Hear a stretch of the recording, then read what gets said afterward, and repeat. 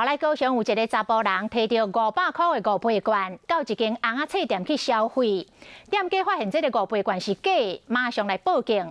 警察嘛抓到这个人了，警方嘛来提醒着店家，最近若收到5倍券，一定要看好斟酌。这个查甫人摕5倍券要去看红仔册。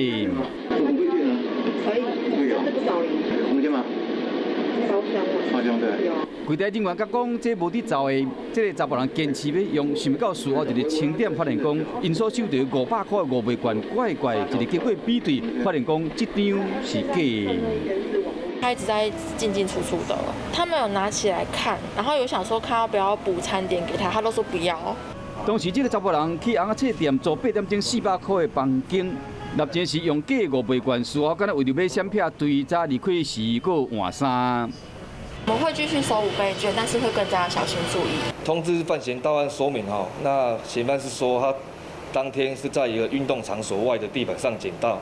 有这摆经验，做生意的未来会更加小心。其实真正5倍券有11种方位设计，收到了一定要看清楚，这个寸尺拢同款。边仔未漏空白，刷来佫望看卖，主要的纹路有立落有铺开立体感，刷来甲细看卖，顶下倒边正边个细看卖，会使看到数字的变性，若是金色就是青色。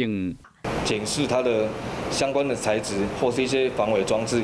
最近有真个乡亲利用5倍券，所以讲新的人收到了，应该去检查一下。